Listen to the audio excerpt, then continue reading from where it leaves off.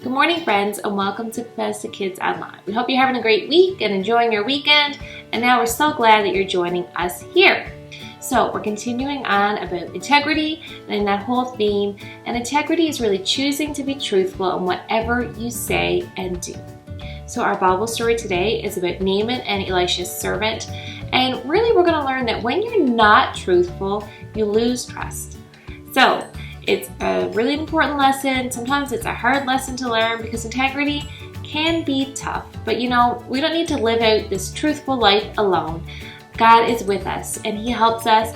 And when we mess up, because we all do, He is sure to forgive us when we ask. So enjoy today. It's going to be a great one.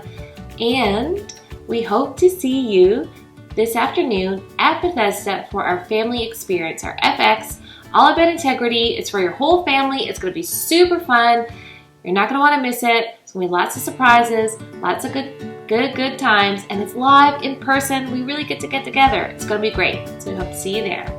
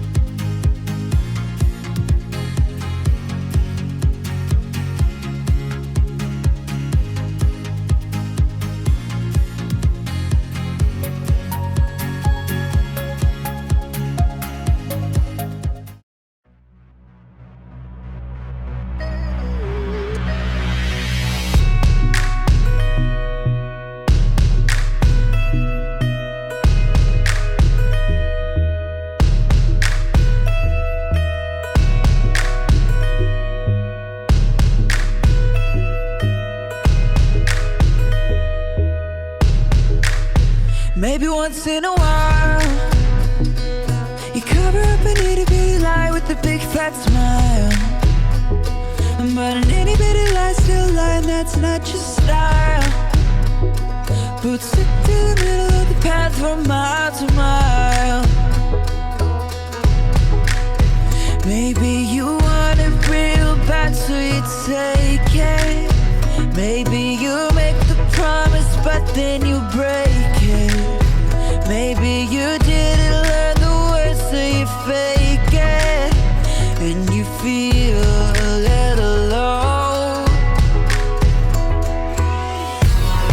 But if instead you move straight ahead, keeping your promises, you'll be living straight up. If you move too far to the side, then you're gonna get stuck. It might feel like a little lie, but it's gonna catch up. Do what you say you're gonna do, you'll be on your way up. Instead you're on your way up, you'll be living straight up.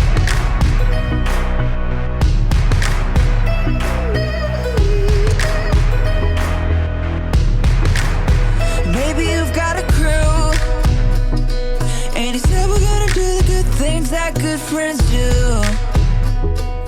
And everybody's still a good friend who sticks like glue, 'cause everybody did what they said and everybody was true. Maybe you wanted it but you didn't take it. Maybe you promised and then you didn't break it.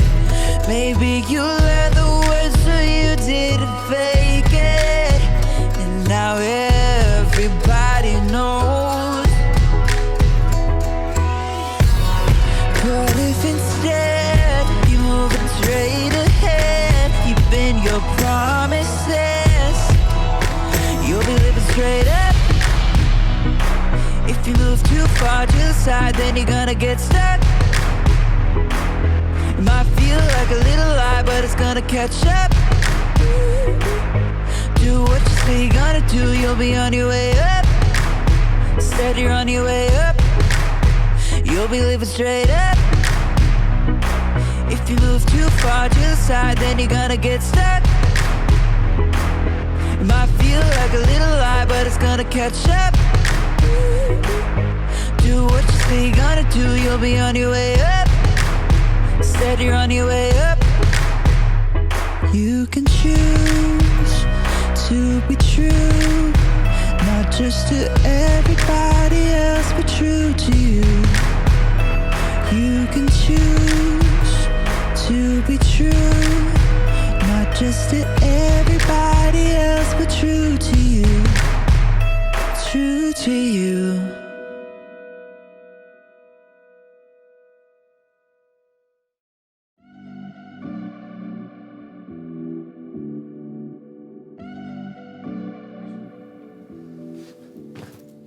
Hello, friends. It's me, Graham, and I am a hero.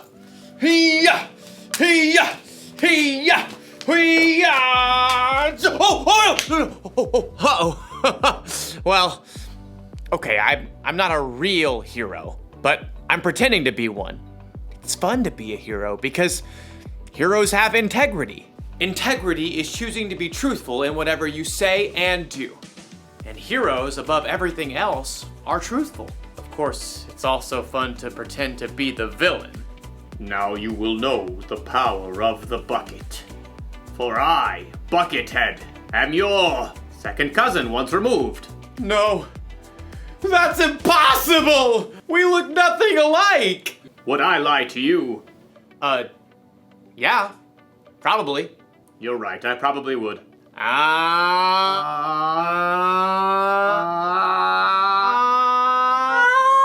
The good thing about pretending to be the bad guy is that I can stop pretending anytime I want. But as you'll see in today's story, when you cheat and lie in real life, it's a little harder to take your mask off. It's really hard to breathe in here. I'll see you all back here soon.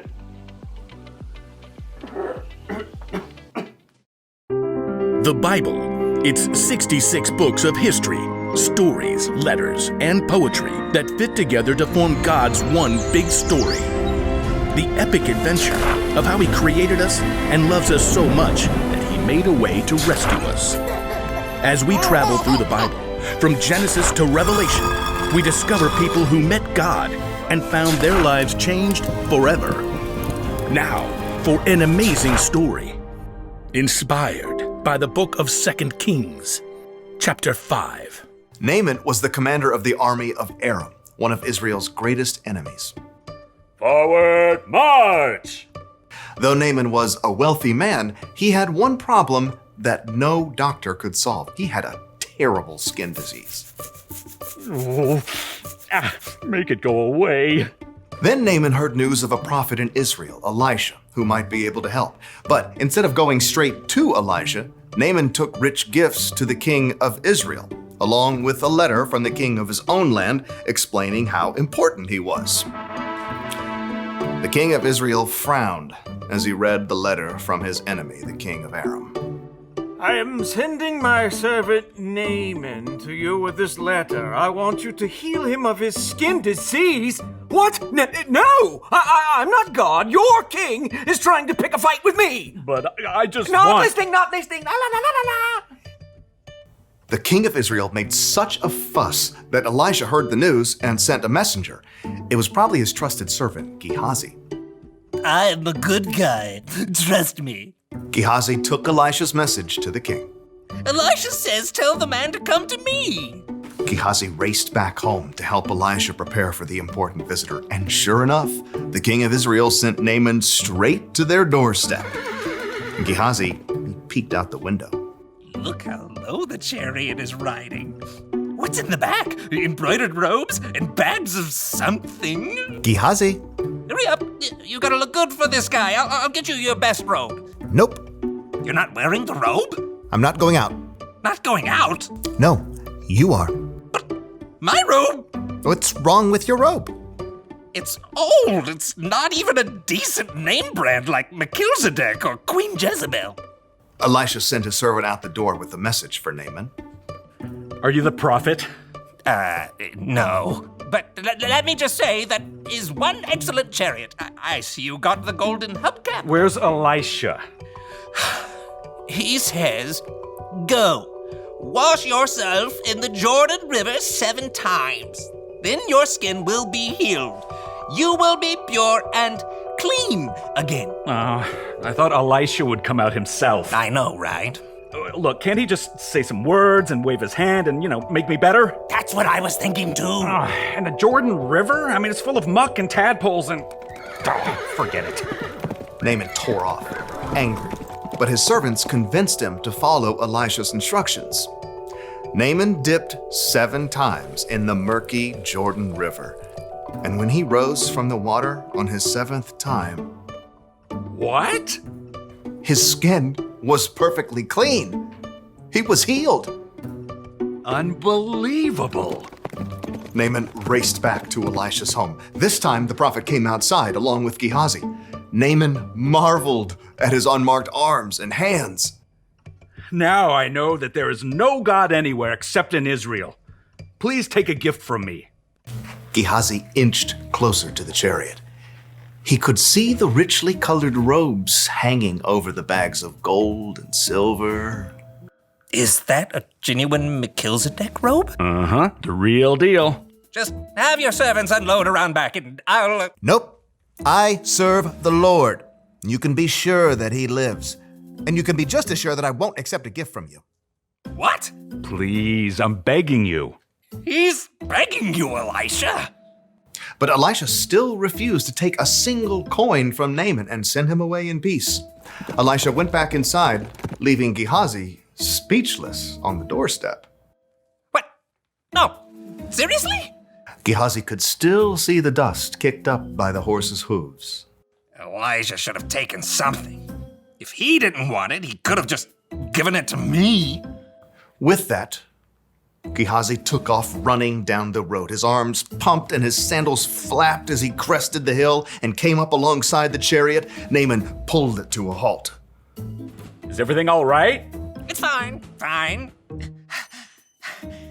My master sent me to say that 2 young prophets have come to visit. Yeah, that's it. Please give them 75 pounds of silver and 2 sets of clothes. Oh, of course. Take twice as much. Naaman's servants carried the heavy bags of silver and clothing back up the road. But as they approached Elisha's house... Hey, thanks. I got it from here. Straining beneath the weight of his heavy load, Gehazi snuck inside and stashed the clothing and silver in his room. Then he hurried back out and strolled through the front door.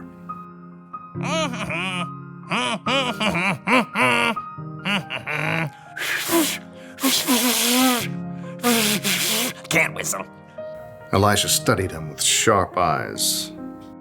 Where have you been? Oh, me? I didn't go anywhere. Didn't my spirit go with you? I know Naaman greeted you. I know you took money and clothes. I was just being nice to the horses, making their load lighter. You and your family after you will have Naaman's skin disease. Then I can't wear my new robes. Sure enough, Gehazi's skin was soon covered with sores, just like Naaman's was. Gehazi's lie had won him some new clothes, but it had cost him Elisha's trust and a full and healthy life.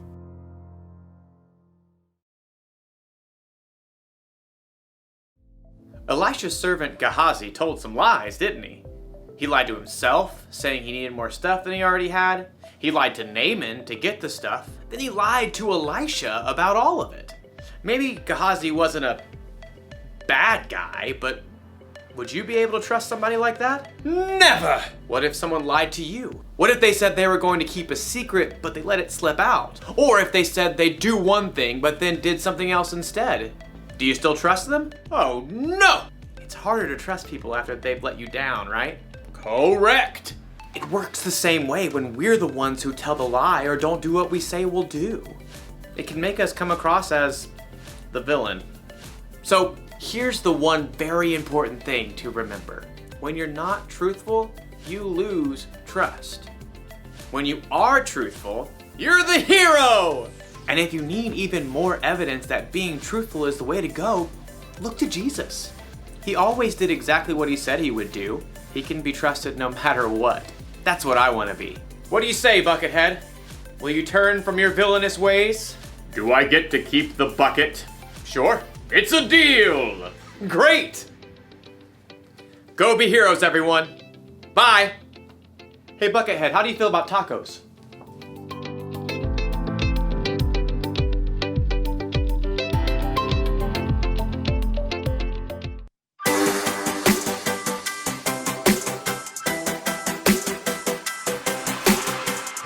Before the day I took a breath, you had a plan for my every step. You promised to always be by my side. I believe that you are the way, you are the truth, you are the light. So I sing this to you. You keep your promises every day. I will believe in everything that you say. Yeah, in the dark I know you're making a way. Jesus, I will trust you.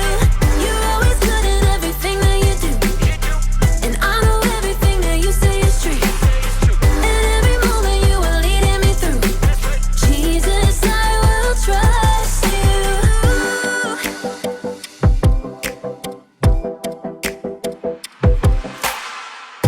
I wanna be honest and true and do what's right the way you do. You're teaching me to take a stand